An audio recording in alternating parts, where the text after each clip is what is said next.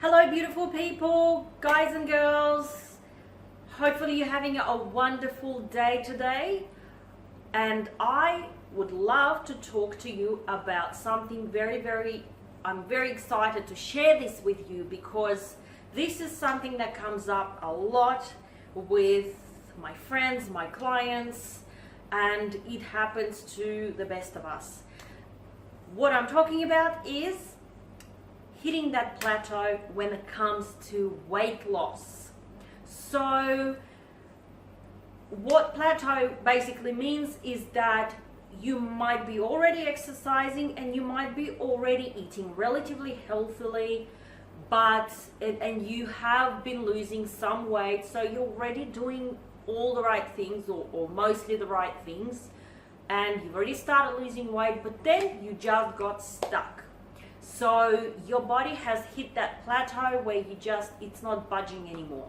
And those of us who still have a few more kilos that we want to get rid of, I'm not saying we should be obsessing ourselves over every little kilo on the scales, but if you do want to lose 5, 6 more kilos, maybe something like that, maybe even a little bit more, then just to feel your confident and your healthy self, then you know better what weight you feel most comfortable at. So give or take some water weight, give or take some muscle mass. If you're doing resistance training, of course, then you've got to take that in consideration. But anyway, we still want to step on the scales and we want to see roughly a certain weight that we normally feel comfortable at. Maybe we've been that weight before and we want to get back to that weight. We know that that's our healthy weight range. So we're stuck. I am a personal trainer, recently a mum of a 4-month-old baby, and I am in this situation myself because I'm only human. And guess what? Plateau happens to all of us, so it doesn't matter whether you're a personal trainer or not. So I have my secret weapon when it comes to my diet to break through that plateau. And I am super duper excited to share this with you because I know how frustrating it is sometimes where you're stepping on the scales every week and you're not budging anymore, you're stuck. So I want to share with you what I do. So stay with me. You may or may not have heard of a diet strategy called Carb Cycling. Carb cycling doesn't have to do with restrictive dieting. You don't have to restrict your nutrition. You don't have to cut out certain foods out of your diet. You don't have to cut down a lot of calories every single day. So what carb cycling is basically exactly that. You are cycling your carbohydrate intake from day to day. So it sounds complicated, but it actually can be done quite simply. If you are not very precise, if you're not preparing for a fitness competition or something like that, and you don't need to be super precise, like I am now, I am not very precise, and I'm about to start my carb cycling next week properly because I've used this method before on myself and it works really well. And I've used it on my clients that I've trained, and I know that it is a healthy way to shock your metabolism, just to make your metabolism work a little bit harder again. So basically, in a nutshell, what carb cycling is, you will have one day that's higher carb day where you're going to have more carbohydrates. You're going to probably eat a bit more oats, quinoa. You can even have some bread if you eat bread, pasta, things like that.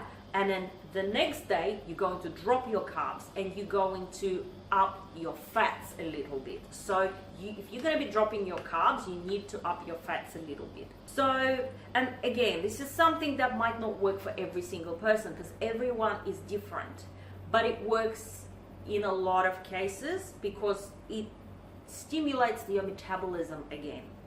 So if you are on a specific diet for a long time, or maybe not diet, just eating healthy foods and not eating too much junk, and you believe that you're eating in a healthy way, your body gets adapted to it. So you need to sort of trick your body in a little bit of a way. You need to spike your metabolism again to get it going again. So carb cycling is one of the ways to do that. And this is the way that I use to break through those plateaus. So what I do, I'm going to give you my average carb intake on a high carb day and my carb intake on a lower carb day in portion sizes. I'm not going to give you grams in macronutrients because I don't want to confuse you. I'm going to give you approximate numbers, and then what you can do is you can use a macronutrient calculator, which you can use my FitnessPal app, by the way, to count your macros if you want to hone it down and really get into it, if you have time for that sort of stuff, but you don't need to. I most certainly do not count exactly precisely how much carbs I'm having on high carb day or on low carb day. If I'm just trying to slim down a little bit and I am not competing or anything like that, then I don't even weigh things on the scales, like foods, I mean. I just do a ballpark figure. So for example, my high carb day will consist of, I'll have some oats in the morning, and I will try to always add a little bit of protein, whether it be a boiled egg, or for me, it's half a scoop of protein powder. I will put a name of the protein powder that I use above, because I know that you're going to ask me that question. A lot of people ask me, what protein powder is good to use? You don't have to use protein powders. You don't, to lose weight. I just use it because it's easy. I'm too busy in the morning. I have too many things to do with a little baby in the morning. I don't have time sometimes to make myself scrambled eggs and things like that, but I want a little bit more extra protein in my breakfast. So I add half a scoop of protein powder. Another little thing to note is I try not to eat too many processed carbs when I'm trying to eat healthily in general, not just because of weight loss, because even though I'm not gluten intolerant, I do find that processed carbohydrates like pasta and bread do bloat me, and it makes my belly a bit more bloated and a bit more stick out a bit more. So of course you can have a whole grain toast, that's fine, instead of oats if you don't like oats, but yeah, that's what I do. Then I will normally have some kind of carbs for lunch as well. Lunch is my biggest meal of the day, not because you should do the same, but because that's the time of the day when I am the most hungry, because it's my most active time of the day. So I try to have my carbs around the time when I'm active, when I need that energy from carbs. Also, what I try to do with my training, I try to do the more intense, if I'm doing training session, if I'm planning to train every second day, for example, I'm trying to align my high carb days with my training days, because again, these carbs are going to give me energy for exercise. So if I'm exercising every second day, it will be on my high carb days, okay? Because it's going to give me the energy and it's going to burn those carbs off better. And then my dinner, normally I don't include a lot of carbs at dinner because I'm used to having a lighter dinner. I don't get very hungry at dinner, but it doesn't matter. You can switch it the other way around. If you're more hungry at dinner time and you want to have your quinoa and your brown rice or whatever at dinner, and even a bit of pasta at dinner time, because that's when you're the hungriest, but you're okay with just having a salad and protein at lunchtime, then that's fine. It doesn't matter, because at the end of the day, it is calories in, calories out. So over the day, if you consume about, a little bit less calories than what you would burn off, then you are going to lose weight. It doesn't matter what time of the day you're really eating it. That's just my preference based on my lifestyle, okay? So that's going to be my high carb day, where I'm gonna have carbs. Also I'm gonna snack on fruit that day. I am going to probably have 3 pieces of all different fruits. I might have half a mango, a punnet of blueberries, whole punnet, raspberries. I might have an apple, pear. So I don't really restrict how many pieces of fruit. If I feel like having a bit more, I'll have a bit more. So I eat fruit on that day. And another thing that if I want to have a snack, for example, if I want to have, a slice of ham on a crusket with a little bit of avocado, I have cruskets as well, which, if they're quite light crackers that you can put, or rice cakes. Rice cakes are fine as well. Because it's my higher carb day, the only meal that I don't have carbs at is my last meal of the day. So just basically one meal of the day I don't have carbs on my higher carb day, and then the other days and then the other meals I will incorporate some kind of carbohydrates in that day.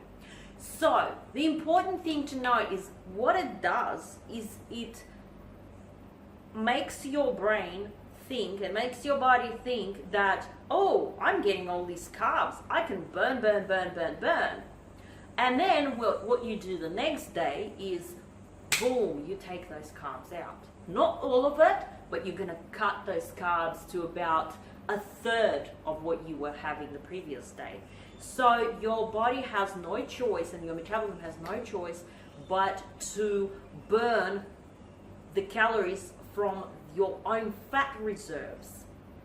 And because with this process, you are shocking your body, you're shocking your metabolism is going to start working again.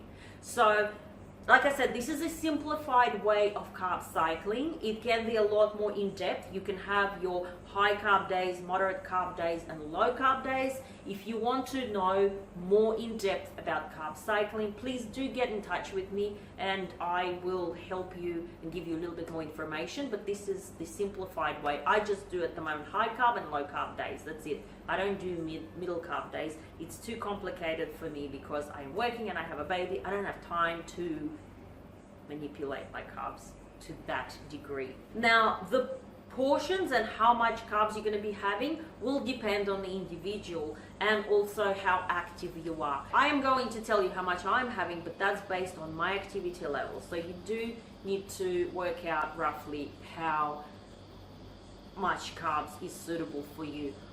For example, for me, a cup of quinoa with my lunch is plenty, and I feel like it keeps me full. Oats, I normally have about 40 to 45 grams of dry oats. Maybe 3-4 cruskets if I'm having other carbs. And like I said, I just eat intuitively when it comes to my fruit. I just eat whatever fruit I feel like eating. Now, with my lower carb days, what I'm going to do is I up my fat. And why you need to do this is because your body still needs to get energy from somewhere, and you don't want to drop everything, because your body then needs to rely on something else for your energy. Otherwise, if you cut the fat and the carbs out, you're going to feel pretty crappy. So, and it also helps you actually with your metabolism. So don't cut the fats out thinking that, oh, isn't it better if I just don't have any fats? No, it's not. It doesn't work like that with carb cycling. You do need to up your fats on the days where you drop your carbohydrates.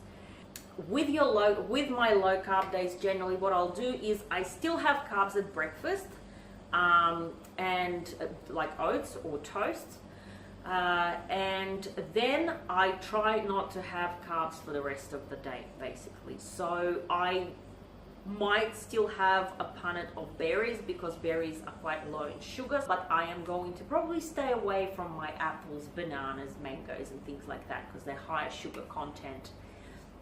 I am not going to have any cruskets. I am not going to have any quinoa or rice for lunch. I am just going to eat more veggies, the same amount of protein. So your protein stays the same, just so you know, in case if you're thinking, oh, what happens to protein? Protein stays the same. You do not need to manipulate your protein. Carb cycling is you just manipulate your carbohydrates and your fats. So you can add a bit more avocado. These are the days when I eat my avocados a bit more, my smoked salmon, my eggs. What else that's a bit higher in fat? Like I'll probably not hesitate to add a little bit more olive oil to my salads and things like that. So I'm not as cautious of my fats, but I just take out the carbs except for breakfast. And sorry, just to mention, on your higher carb days, you do need to bring your fats down a little bit. So that's what you do. You're manipulating your carbs and your fats. So on the days where you're having more carbs, you're having less fat. On the days where you're having less carbs, you're having more fats, okay? Protein stays the same. So that's the principle of carb cycling. Basic principle of carb cycling. So I'm about to start doing it next week. And if you do have any more questions at all about carb cycling, I am sure you will, because carb cycling, you can make it as complicated as you want to, and it depends on what your goal is. If you're just trying to break through the plateau and shed a few more kilos and get your metabolism going again, a simplified version of carb cycling, which is what I am going to be doing, is good enough, and it works for me, and it works for a lot of other people that I know. So hopefully it will work for you as well if you want to give it a try. But of course that you can hone it down into the macronutrients, where you're going to calculate exactly how much carbs you're going to have on your high carb days, exactly how much fat you should have.